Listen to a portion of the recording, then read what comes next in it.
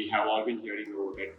But there's also a lot of doubts, there's a lot of misconception, a lot of myths around it, and that's why we are all trying to decode it over here.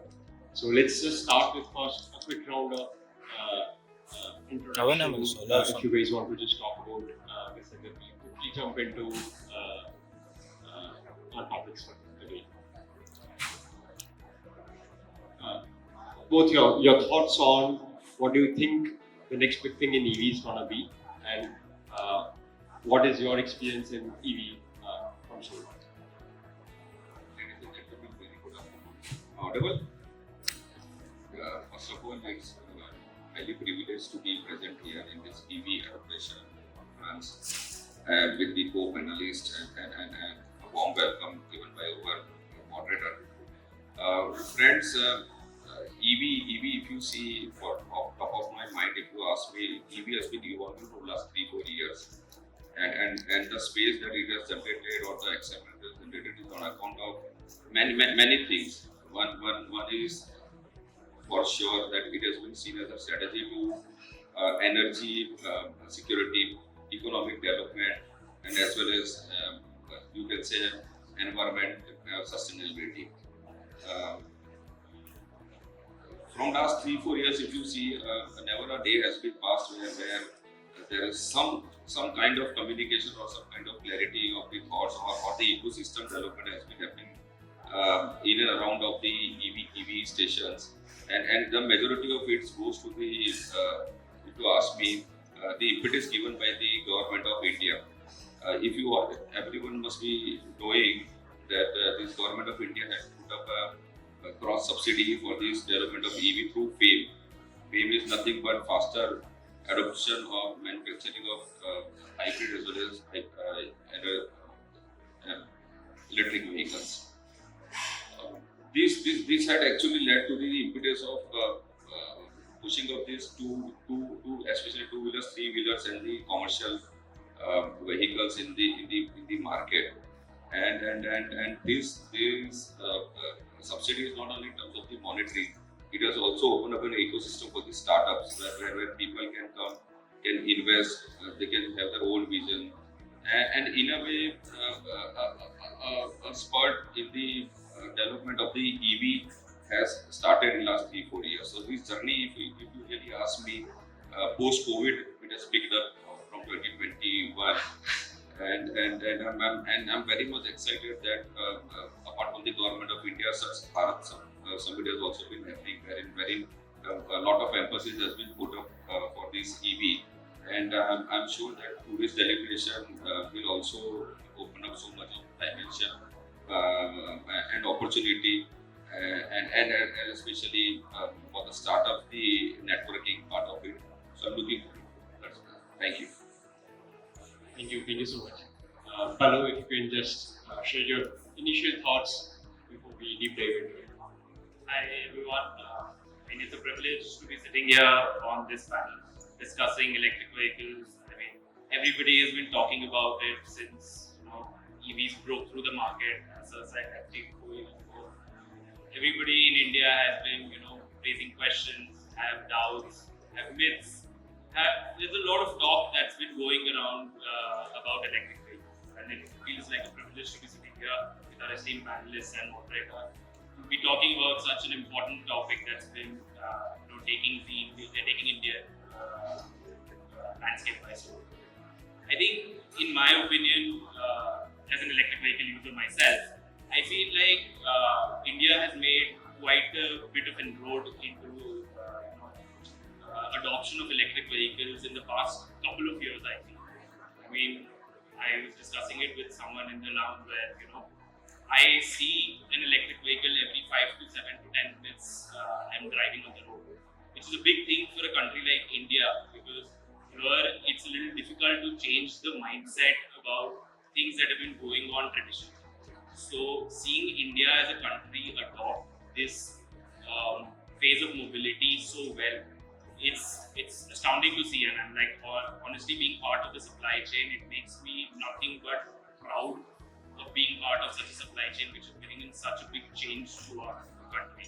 And as Sir said, yes, electric vehicles are a great alternative that are being projected in the market.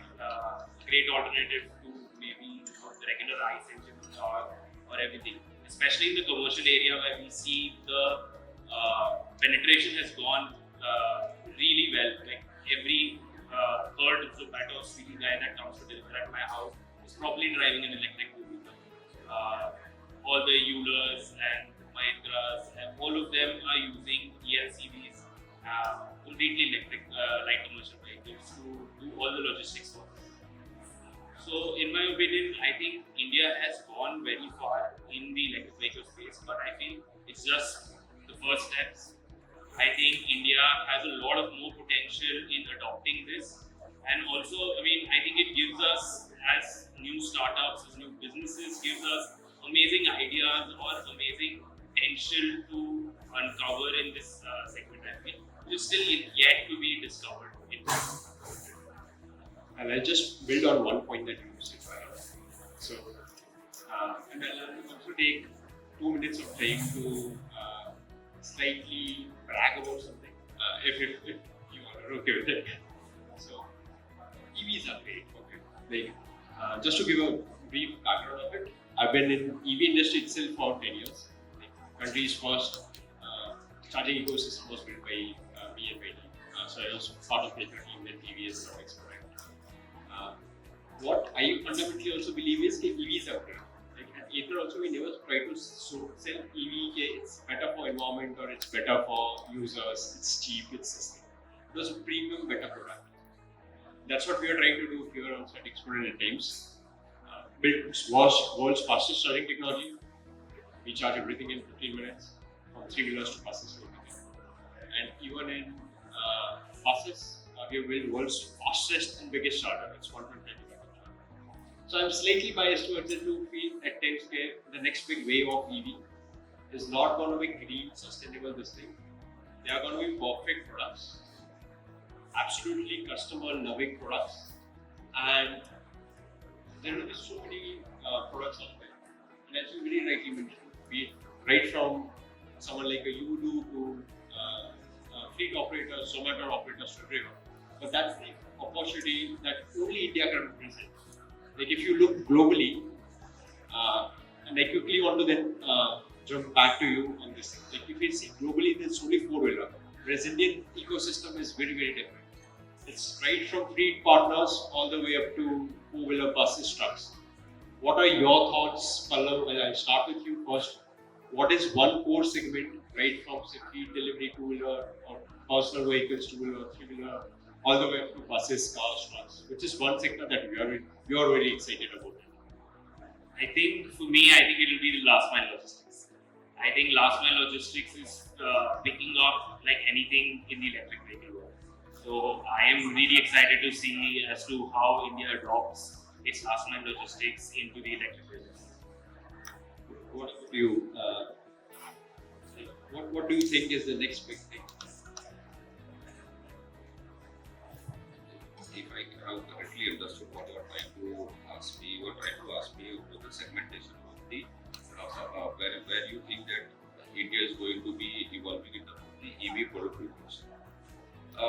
Friends, let me also brief you about the segmentation. Normally, we are so much of excited or so much of been so obsessed with the segmentation with respect to 2-wheeler, 3-wheeler, 4-wheeler passenger car and commercial. Just look at the customer point of view. Today's customer is, yes, it's very true that you segment wise category wise the vehicle, but also we need to also understand the segmentation wise the experience based customer also. Today, a person sitting in the rural area has aspiration of experiencing the best of the class which is available in urban India also. So we have to come out of that segmentation. We have to also look into the segmentation of his how he aspires. Let me also give an example because we at Bharat Petroleum deal more than 70-75 lakh customer per day, and if I only speak of Gujarat, we deal more than 10 lakh per day.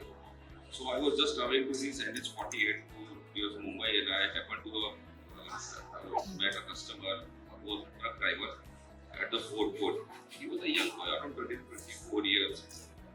As soon as he stepped out, I see he's an AC cabin truck. So his aspiration was, even though, how do you put his segmentation? Would you put him as a trucker, or individual business, or entrepreneur, or he was a single truck owner? And his aspiration was that whatever I want a world class. I want world class facilities at the outlet. I want world class toilet, world class digital, you can say payment options. So from there, I am coming that the world is changing, and if world is changing 2x, India is changing 4x. So we need to also come out of this vehicle type segment, and we should also the more important is the person who is driving that vehicle. So person consumer has to be divided to his aspiration. That is point number one. Now, if I speak of the hard data, as per FEDA, that is Federation of Automobile Dealership Association, and Vahan that we have, and Parivahan, everyone must be using.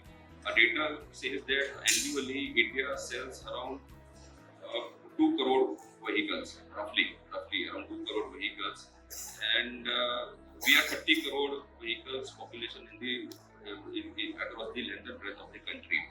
Out of that 2 crore, if you segment number for you also, more than 80%, 75 to 80% is two-wheelers. So going by the hard numbers, the clear focus has to be on the two-wheeler. If you ask me, if you really want to penetrate in the market, but the aspiration levels are also getting very high. If you see the COVID number where two-wheelers or four-wheelers were selling up to the range of around 20 lakh or 18 lakh per month, now it has jumped to 45, 50 lakhs. So the money is, if you see, the opportunity is more to go into four-wheeler, but the two-wheeler segment is one segment that we need to really be even for the EV penetration. That's quite an interesting insight. So yeah, I'll try to use one of your data point to go further question onto it. Very rightly said, less than 10% EV penetration we have, 2 million odd vehicles we sell. Out of that, 80% is only two-wheeler. But one very interesting fact which I also believe fundamentally, and you will agree with me a lot, being from BPCL, doing energy business, like the combined sale of all auto OEMs and combined sale of all OMCs have 9 times larger sales in terms of dollar value than any automobile. So energy is the money. And even if you look at the energy, two-wheelers constitute only 80% of all the vehicles out there, but commercial vehicles, they consume 70% of all the energy that is consumed. So right from three-wheeler auto to LCVs to buses to trucks somewhere constitutes around 26% of it. So noting on that, Mr. Anchit, I want to understand how can Gujarat, and also pointing on say Gujarat's this thing. Gujarat is at 10th place in terms of EV penetration.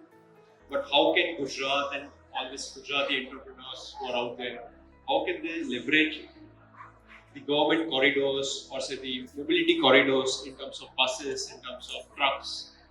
How can we leverage PPP models, or how can we leverage the overall ecosystem support that we have to bootstrap and just give this push to EV ecosystem?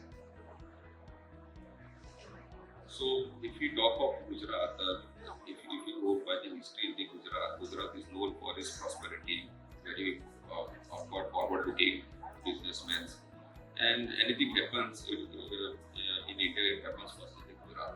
So if you also speak of the energy basket, go a little bit in the history of Gujarat, the largest solar plant is in the Gujarat. The adoption of the wind energy is one of the highest.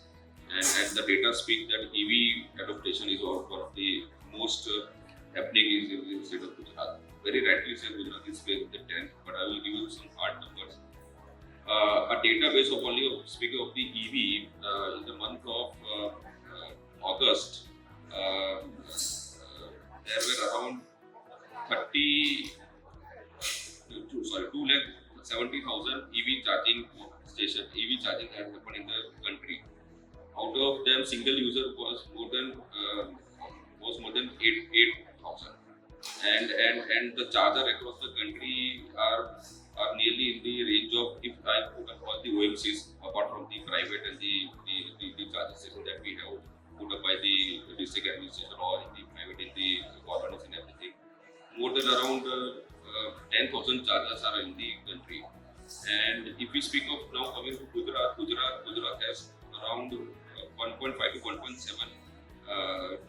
thousand 1,700 chargers in the state of Gujarat, and out of them around 40% chargers are up and running on a daily basis. So it is not about the charging. If you really ask me, it is about the ecosystem that is there. You said about the corridors and everything. Let me put it the other way around. If you are traveling with your EV vehicle on the road, there is always a range anxiety, and that is a very big anxiety level of a consumer. If I am traveling, say from Ahmedabad and traveling to say Bangalore, Chennai, Bombay, or going to up to Delhi, I may charge at my own place to start with, but what next? Coming to BBC quickly 2021 when this started, we quickly identified that apart from the charging, apart from putting up the fast charger, we need to also understand the consumer range anxiety level, and there were this corridor came. So very scientifically and very with all mind put to it, we have started activating corridors. We call them a corridor of confidence or a corridor for assurance. What we did, say if you travel from Ahmedabad to say Bombay on NH48, that travels from Delhi to Bangalore and it goes to Chennai, you will find on every 100 kilometer either side of the highway one charging station. Then we quickly realized it is not about the charging station. It is very easy for us to put a charging station because we have an added advantage of our channel partners available at the rest of the country. But it is the assurance model. So we work upon the corridor of confidence, corridor of assurance by way of energizing the charger. Till now, we have made 250 corridors. Like I gave an example from Delhi to Bangalore, 250 corridors across the state in the country we are up and running. More than 4,000 chargers are running. More than 10,000 charging are happening in a span of 30 days or so. So this assurance, when we are giving the consumer, and we are also giving them a visibility. Say if you are traveling, there is a Google app you can download from the Google Play also. It is in a set of parameters that is called e-track. If you will see that you will get a live location of where how many chargers are available across the length and breadth of the country, and how many are live out of them, because there are challenges. That's me also very frank to you, because of the grid availability may be down. So a consumer traveling on NH will always have that reliability and accessibility through that app. That yes, if I'm traveling to 100 200 kilometers, there is a one charger per week. So these are things. If coming to Gujarat, we have covered all the main highways. Porbandar, Siachi, that is NH27. I spoke about this NH48. There is NH52 running from Hazira to Kolkata, and there are major state highways also, like one running from Gandhinagar from this place to the north of the country, through Abu Road it goes to Biabar and Udaipur, SH41, SH0, and number of things. So range anxiety we have taken care. But apart from that also, we are also quickly able to understand the proliferation is happening at two-wheeler. And if you see the two-wheeler market also, two-wheeler is more of a proprietary-based charging station. If you are a Honda user or a Oda user, two-wheeler or SR, they will push you to charge it from their own charger only. There where we have tie-up with these companies and put up stations at our retail outlet, so that any consumer or customer coming to me for any kind of energy, maybe it may be fossil fuel, petrol, diesel, CNG, LNG, and EV, we are ready. So to give the comfort to the gallery sitting out here and to this media, BBC has consciously taken a step of adopting this EV not as a statutory compliance but as a growth opportunity, and there where we are. होता है. Yes. That's amazing, and that's the wonderful work that BPCL is also doing. You also spoke about PPP model now. Yes. So on PPP model also, if you see there are many brown highways. थोड़ा हिंदी में. तो अभी इन्होंने बड़े साहब ने अभी PPP model की भी बात करी. तो PPP model is public private partnership. तो वो क्या रहा है कि गुजरात के अंदर और पूरी इंडिया के अंदर भी बहुत सारे हाईवेज आ रहे हैं. जैसे ब्राउनफील्ड हाईवे बोला जाता है. ब्राउनफील्ड हाईवे का मतलब क्या होता है कि सिंपल ग्राउंड है, आपने लैंड एक्वायर किया और हाईवे बनाया. एक होता है आपका ग्रीन हाईवे, तो आपको ऑलरेडी एक हाईवे उसको आपने किया. अब जैसे गुजरात स्टेट की अगर मैं बात करूँ तो आपके पास अभी NE4 क्रॉस हो रहा है. दैट इज, अगर आप लोगों को पता हो, नेशनल एक्सप्रेसवे 4 दिल्ली मुंबई. अब इन सब में क्या होता है कि इन सब में पीपीपी मॉडल बहुत काम करता है. वाई देयर, बिकॉज क्या होता है वहाँ लैंड एक्विजिशन और वो सब NHA ऑलरेडी करता है. So as a public sector, as a OMC, हम लोग ने NHA से टाइप किया हुआ है, स्टेट गवर्नमेंट से टाइप किया हुआ है कि wherever this brown highways are coming, brownfield highways are coming, green highway are coming. तो हम लोगों ने फ्रेंचाइजी मॉडल उनसे लिया है 15 साल के लिए. जैसे हमारा एक वे साइड एम्यूनिटी बहुत बड़ा है बड़ौदा के पास, that is on 10,000 square metre का बड़ा, इतना बड़ा है. उसमें बहुत सारी चीजें, उसमें EV भी है. So PPP models is a very open to it as a public sector, and we are tying up with the state as well as the center. Pallab, if you can just thank you so much for this detailed insight. I think everyone here also appreciates, because it's kind of a chicken and egg solution that you are solving. You are first ensuring that there is enough charges out there for customers to ensure that they have so much of confidence, not just for 2 wheeler, 3 wheeler, 4 wheeler with it. Pallab, I want you to go deeper into this, and I want you to speak something about how can an individual, let's say a business owner, or let's say an individual franchise owner, how can they participate in this growth story of Gujarat, be it through some franchising, be it through partnerships, be it through PPP. Like if you can just align some thoughts, your personal thoughts in this growth story. I don't think there's anything else I could add after such a detailed explanation. But if I want to give my 2 cents, as you said, how can entrepreneur be a part of this ever-growing phase in Gujarat? मेरे को ये कहना है कि it's just about finding the right opportunity. अभी भी बहुत ऐसी चीजें हैं जो untapped हैं.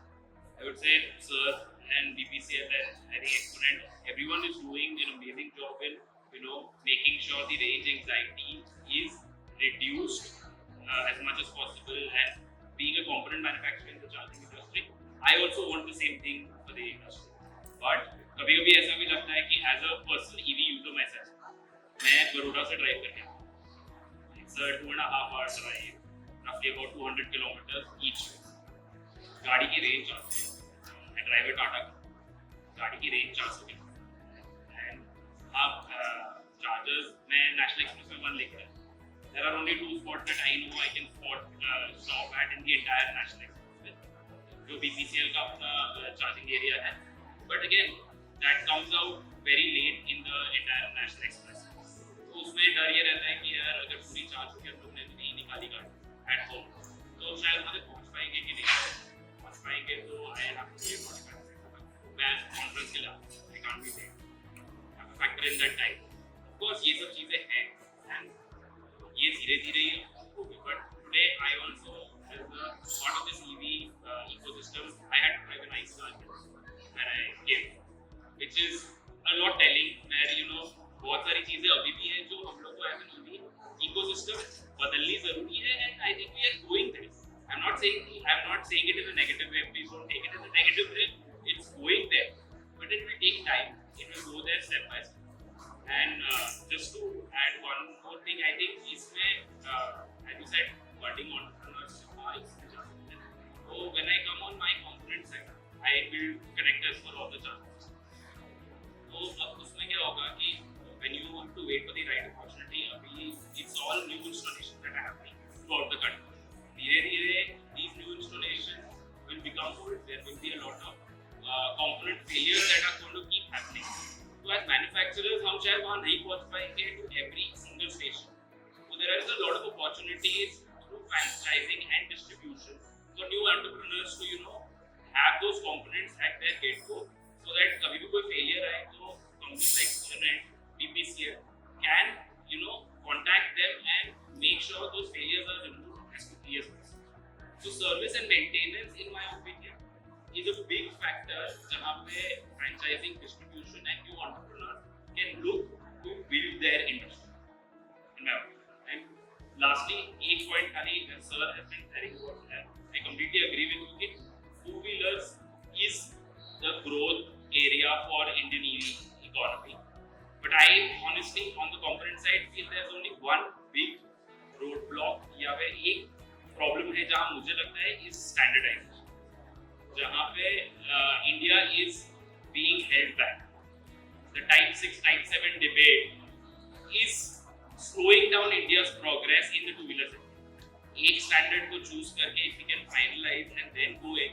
So players like us who make components can put in their all in this industry and make sure that it can grow 10x or 20x faster. That's wonderfully good. I'm also happy that it was like some second standards and now it's 2. Hopefully very soon it will be like 1. Let's see. Well, this time I'll ask one more question. I'll begin with you. Like Gujarat in general has good grid infrastructure. Gujarat has access power. But when say a budding entrepreneur, or when say an institution or even a startup owner, they want to start something in EV, grid becomes such a big question mark of sorts. What are the challenges that you foresee in terms of the grid? And to double down on the same question, what can an individual business owner think to circumvent those particular challenges? I mean, to be very honest, I probably would not be the best person to answer this question. I think sir would be a better person to answer this question, but I can give it a try. I mean, I think as far as I know, the grid needs to start evolving as much as EV industry is. I think the electricity boards and everyone is lagging behind as far as I know, as much as I know about it. But I feel, EV industry is, in my opinion, is not just limited to energy deployment and grid dependency. There are a lot of things that I think a new entrepreneur or a budding entrepreneur can look at. I mean, when I started Hyperion Chargers, we started as a charging manufacturer. We started as a company who wanted to manufacture chargers. But in due course of time, when we were developing our product, we saw there was a very big gap when it comes to connectors. जब मैं खुद अपने लिए connectors ढूंढने जा रहा था, China was the only option, या फिर Europe. China, again, for a new company which has low volume, becomes very difficult to deal with. And Europe is very, very expensive. So, I started researching कि India में कोई बना रहा है कि नहीं. And that's when we hit the mark. This is something which is a big gap in India. There's no connector manufacturers, there's no component manufacturers for chargers. So that's when we, started looking into it, and we found that, this is a great business model to work with. So in that case, I'm saying from this, I just want to bring out that one model or lesson I would say is, just put in your hard work, start somewhere. I think it's all about starting somewhere. And as in when you go into the industry, learn about the industry, the important thing is you should know how to. I think if you can pivot properly, this industry can do wonders. So, same question, but I'll just put one more layer onto it. Let's say Gujarat has been a leader in terms of solar production as well as like various things like open access, various things like this. What do you see the future of not just Gujarat's grid, but overall how entire ecosystem and DISCOM ecosystem are evolving, and how is BPCL also trying to contribute into that evolution of energy, because this is a new energy that every one of us is trying to deal with. So I'll try to answer in this. First of all, you very specifically asked me and also to me about the DISCOM readiness and entry barrier that you see to the startup, if I correctly put it that way. If you really ask me, the EV space looks very promising, but the flip side is also there is a very high entry barrier for a new player to chip in. If you go a little bit deep down in the EV proliferation at the field level, the biggest challenge that one could find is that nobody has that factor in is the land cost. Today land cost has so very much has gone up across the length and breadth of the country. So that is one a big barrier that I can foresee, because it's not very easy to come up with a land availability wherever you want. The another that yes, DISCOM readiness is also one of the challenge. I can vouch for the Gujarat state that OMCs are working very closely with the all the DISCOM of the state of Gujarat, and bi-weekly VCs are happening. You won't believe location-wise location discussions are happening. So this also gives us so much of insight that how seriously state government as well as the central government are for the proliferation of this EV. But yes, the hardware is an issue, because if you see the availability of the transformer, the grid, and the usability also, because this being the new business, the market is not mature. So the initial cost is high. The returns are not that great, and DISCOM are charging fixed charges also. So if you are a user, if you are not using a monthly charge of depending upon 10 to 15,000 charges you have to pay.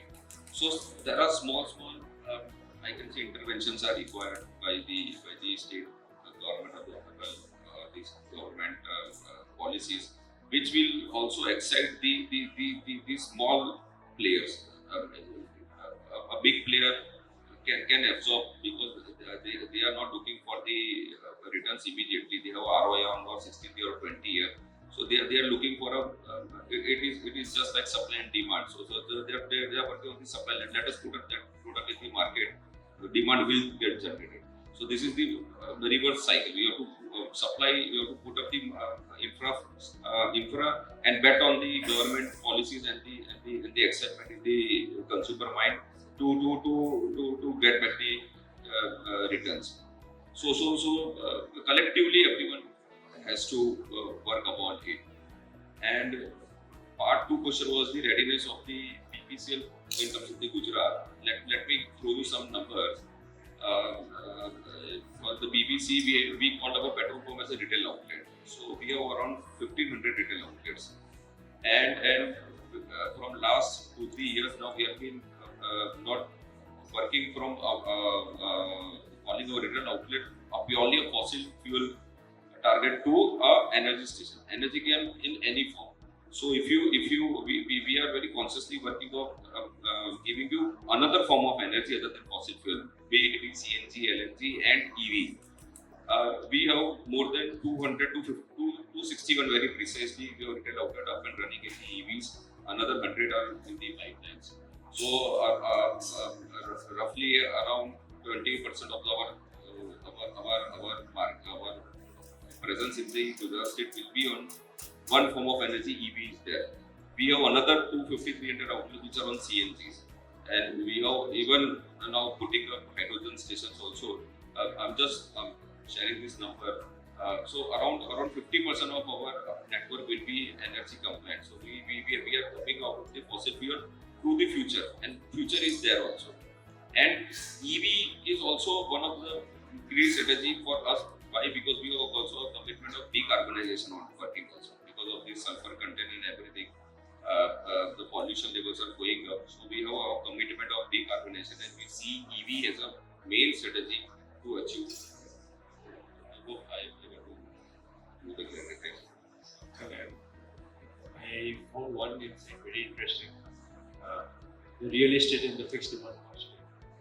And what BPCL is also doing is not just energy, they're also doing the entire retail thing of it. At the end of the day, we are all into the business of energy, but we are also into the business of real estate. So that was one very interesting insight which our audience should appreciate.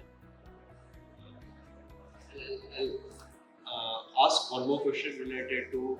I'll go back to the first set of things, and I'll start with Pallav, you again. Sorry. You had mentioned about fleet operators and you had mentioned about UNOs of the world. How do you see penetration of battery swapping, let's say in a tier 2 city like Surat or say Ahmedabad, which is a tier 1 city obviously, or Rajkot, I don't know. How do you see all those battery swapping pilots that we are happening all across the country? And what do you see the future of those particular pilots and commercialization of it? I mean, I think for the Ulus of the world or the Swiggies of Bangalore, I think battery swapping is the better option rather than charging. Again, charging is something that takes time to have to be standing for about 35, 40, 50 minutes minimum to have enough range to complete your deliveries. But battery swapping is something that can be a quick solution. And yes, I think the only block when it comes to battery swapping is the capex cost of the batteries itself. Because any battery swapping station will have to have minimum of 25 to 30 batteries on the go to switch and charge. So having these amount of batteries is the capex cost will be way. And of course, one more thing that maybe a lot of people talk about is the e-waste generation due to these battery swapping stations. The more number of batteries, the more number of e-waste generation. And India is still working on a particular e-waste policy for these batteries, and startups are still working on a sustainable solution for these e-waste. I think till that happens, I feel battery swapping stations will do more. But for the users of the world and the Swiggy Zomato deliveries, of course, battery swapping can be huge, even if the e-waste management and the capex costs can be Sir, same question for you. What do you think of all this battery swapping pilots, and what is BPCL's vision and overview about such micro mobility of sorts? So I'll again go back to the EV proliferation or the market that is getting shaped up or getting mature. And in a very growing market or for any kind of business, if a market is growing or getting evolved is a more appropriate terms to in parallel to EV. Innovation and experimentation are the key. If you are not able to innovate and experiment as per the need of the hour or by the need of the you can say the demand, you will be fall back. So battery swapping is one of the key innovation and experimental that has to be worked in order to have a profitable business. But it has got its own challenges, very rightly said by him. The initial capex cost, the residual the e-waste that it generates, and still standardization and the policy framework is under discussion. And that is why if you see we are not able to find that great swapping stations across the length and breadth of the country. But we are aware of it, and we also don't want to miss that opportunity. We have also tied up with few startups like React Energy, Volt, who are in the battery swapping, and we have a very few outlets on tip of I can count not more than 20 outlets in the country where we are present. So we are there, but not in that scale where EV stations are charging. And very rightly said that plug and plug charger will take around 60 minutes to 90 minutes depending upon the charging 30 watt or 60 watt charger, fast charger. So there are two challenges to it. One also brought out is type 6, type 7. So that is one thing, that is one standardization that if government brings, it will help for the user as well as the service provider to have a single charging point. And another is as a range anxiety, what I spoke, it is about the waiting time also. Say, just imagine you are traveling on a highway and you have to stop for a 60-minute, your kids with you, they will also पापा ये कौन सी गाड़ी ले दी आपने, उससे अच्छा तो ये पेट्रोल डीजल मिल रहा है, आप लेके चलो. So what do you do about that? That is also very much important. That psyche you have to understand. You have to not only understand the psyche of the driver or the purchaser, you have to also understand the ecosystem in which he or she operates or what is that influences. So at BPC we are also identified this subset of decision making. If you are traveling to a retail outlet, waiting the 6 months, what fund you are going to have? Just imagine your retail outlet standing at a petrol pump, 60 minutes doing what people are coming and going. So we have also, and I was very happy to hear from you also that you are also aware of the franchise India also, that we have brought about quick service retail restaurants called B Cafe. So we identified. So normally with the combination of charger and this cafe we have been putting up. So a family or if you are also traveling alone, you can go there, have a cup of coffee. There's LED TV there. You can see the sports program. So we also are trying to influence the psyche of the consumer so that he should not feel EV not as electric vehicle, but he should not feel like is an extra vehicle to him. So EV is not an extra vehicle to the family. It has to become the part of his journey, and that is why the experience-based purchasing of the vehicle and usability has to be happen in the India. And when this complete psyche or will happen, and there are people working for it, I think this will get evolved, and opportunities huge as number has been already been shared with you.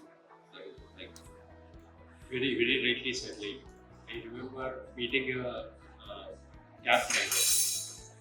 He said, I'll charge higher because I don't do CNG. Because even from a CNG to petrol or a diesel, the per kilometer rate of CNG is lower. And more than that, his analysis was, I'll not charge higher because it's petrol. He said, he'll charge higher because I'm giving you that experience. You don't have to wait at a CNG station. Saving us time. One last finishing thoughts. If you guys just want to share one or two lanes, we'll have to wrap up very quickly. But if you can share one or two lanes which you want to share about EV as an overall ecosystem without any topic and final thoughts.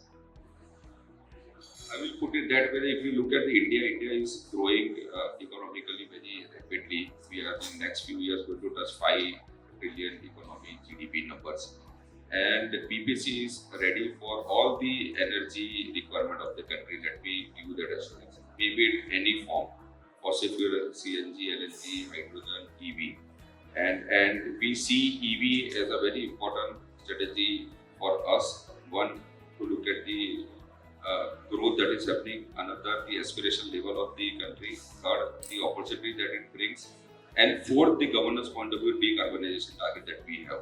So rest assured we are there as a big daddy for EV in the length and breadth of the country. That's all. Thank you. Thank you so much. Hello. I think EV is an experience, as everyone is saying on the panel. Just that special green number plate draws that pride that I'm driving an electric vehicle. I'm doing something for maybe the society, for environment, or for myself as well. Like I'm saving money, but I think that's what I would say. EV is an experience. Driving an electric vehicle or being part of this ecosystem is an experience of it. I think India is heading for that massive wave of electric vehicle adoption. That Hyperion Chargers will always be here to make sure India can embrace this evolution as soon as possible. We are here to serve you, and I think EV is going to be the next big thing that we're going to see. There has been a lot of talk about AI, and a lot of talk about different things, tech, fintechs. There's a lot of things coming out, but I feel that EV is going to shape us, and I think it will be a major component of us touching that right. Amazing. I would have to agree with you, obviously, because I'm also biased and I'm also part of the EV industry. But thank you so much for your valuable thoughts, for your valuable time, and it was an amazing discourse. I hope audience will also have gained insights on this. We can take one or two questions if anyone has a query from them. Any questions from the audience? Please pass on the. Okay, we have two questions.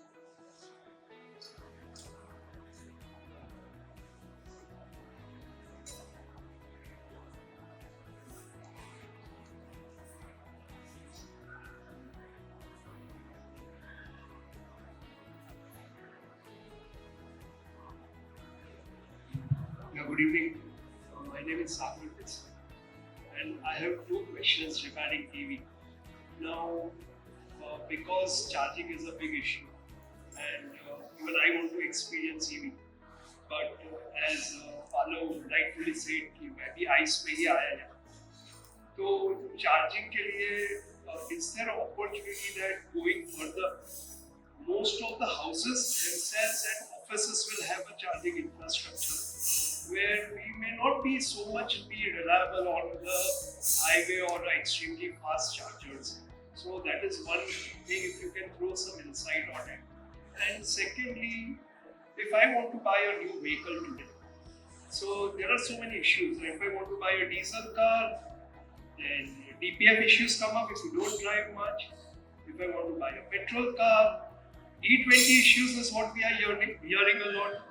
If I want to buy an EV, again rate anxiety on and all. So if you can guide some of us people who want to buy a new car, what should we do? You ask me, I'll be very much inclined to move by to fossil fuel. Jokes apart, but let me reply you in parts. First of all, you came up with the idea of putting up the EV station at the housing colony or at the offices. If I'm not mistaken, it is already happening across the cities, and many new housing colonies are now also putting up a tagline that even that it is looking as not as luxury but as a necessity. So malls, these your colonies, offices are already there. And if you also look at the government intervention, also green meters are also been given. They are also the registration. Also, if you see the vehicle registration from 6% Gujarat, they are taking only 1% registration charges. So things are happening. Maybe not in that quantum that one may see a sea change overnight. It is a developing stage, and whatever it is developing, it will take its own time. So coming to that part of answer, it is happening. We are seeing at least in the urban part of the state as well as the country. Now coming to the second, that is a very which car कौन सी लूँ? ये car एक ऐसी चीज है ना कि पहले तो स्टेटस सिंबल थी, अब वो नेसेसिटी हो चुकी है. So you need to also understand your ROI कि आपको कितना रिटर्न आने वाला है. There, if you see last month, 42 lakh car got sold in the country, out of which EV was only 3.4 or 4.5. I don't remember the exact percentage. So the choice is there, market is there. As I before the discussion said, we are there. It is up to you how much travel you want to do, where you want to intend to go, and what is your user's pattern. This I cannot sum up in a 2 sentence. It depends upon individual to individual, users to users, and availability of the resources. I'll add one thing to it. Like, yeah, I know I said that I came here in an ICE vehicle myself, but as an EV user since the past 6 months, I mean, I haven't faced any issues when it comes to charging or daily usage, ROI. Everything has been falling into place because being from this industry as well helps me a little bit. But as an EV user, there are a lot of resources that remain untapped by the user itself. Like as Sir said, they have their own application, eDrive. There are a lot of applications from all the automotive manufacturers as well. Like Tata offers their I have. And everyone has their own different apps where you can find what resources are available for you as an EV user. Making use of those resources is very important as an EV user if you want to fulfill your journey as an EV driver. I feel that part is very important for you. I'm a electrical engineer and from past 25 years working with many industries. The main issue we are facing is the battery life. If I told before 10 to 12 years, the battery life we were getting 7 to 8 years. But nowadays, I'm not talking about any manufacturer, whether it is Exide or Quanta or other. But the life of a battery is very, very less. So, main challenges we will face in future of recycling and disposal of batteries. So today we are in industry we are also facing disposal of batteries. So is there any action as a entrepreneur or as a government under operation or discarding the batteries? So basically, there are a bunch of initiatives being done all across. There are private players who are recycling it for materials. There are private players who are using automotive batteries for second life storage, grid storage. So stationary storage is the next big thing that is going to happen because so much of solar penetration has happened. So now we have grid which is getting a lot of power during a certain time of the day, and then during the night time we are not getting that much of power. So an emerging sector that we are seeing in a lot of this space is also about second life batteries. EVs typically need high C and D, high C rating, be it in charging or discharging, whereas stationary storage don't need that much.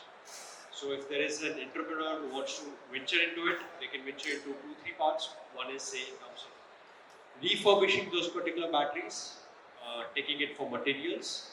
There are a bunch of very interesting startups out there which are doing this. And the second part of it is in terms of second life of those particular batteries.